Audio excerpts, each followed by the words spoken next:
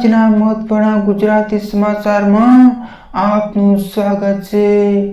કેન્દ્ર સરકાર સંસદના ચાલુ સત્ર દરમિયાન લોકસભામાં એક મહત્વપૂર્ણ બિલ રજૂ કર્યું।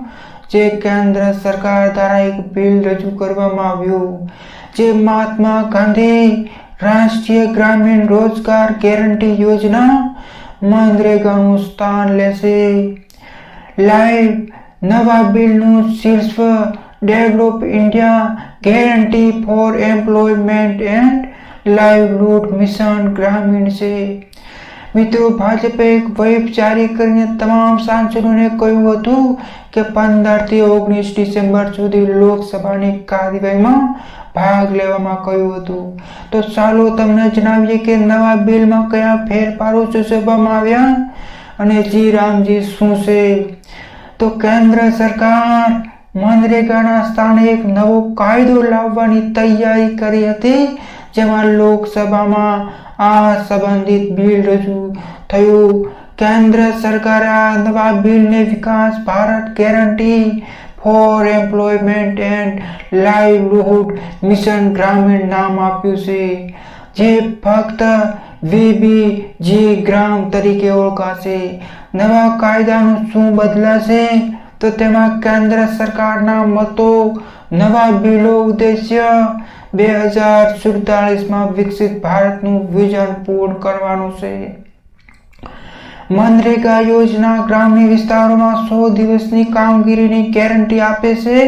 જો કે નવા બિલમાં 100 દિવસની ગેરંટી વધારીને 125 દિવસ કરવાનો પ્રસ્તાવ છે। એ નોંધવું જોઈએ કે છેલ્લા 2 દાયકામાં મનરેગા યોજના ગેમ ચેન્જર સાબિત થઈ અને સંસદના રજૂઆતની શક્યતા ઉલ્લેખનીય છે કે આ બિલની એક નકલ લોકસભાના સાંસદોને વહેંચવામાં આવી છે। આ બિલ સંસદના રજૂ થવાનું જો સંસદના બંને ગૃહ પસાર થયા પછી તે મહાત્મા રાષ્ટ્રીય ગ્રામીણ રોજગાર ગેરંટી અધિનિયમ 2005ને રદ કરશે। મનરેગા આ નવી યોજનાનું સ્થાન લેશે। એવું માનવામાં આવે છે કે કેન્દ્ર સરકારનું આ પગલું ગ્રામીણ ક્ષેત્રોમાં રોજગારની એક તક પરિભાષા આપશે। સરકારમાં આવું કેમ કરી રહી છે? તો લોકસભા બિલ રજૂ થાય તે પહેલા જ આ મુદ્દા પર રાજકારણ થયું હતું કે કોંગ્રેસ સાંસદ પ્રિયંકા ગાંધીએ પ્રશ્નો કર્યા કે સરકાર આવું કેમ કરી રહી છે। તેમણે પૂછ્યું કે મહાત્માનું નામ કેમ દૂર કર્યું?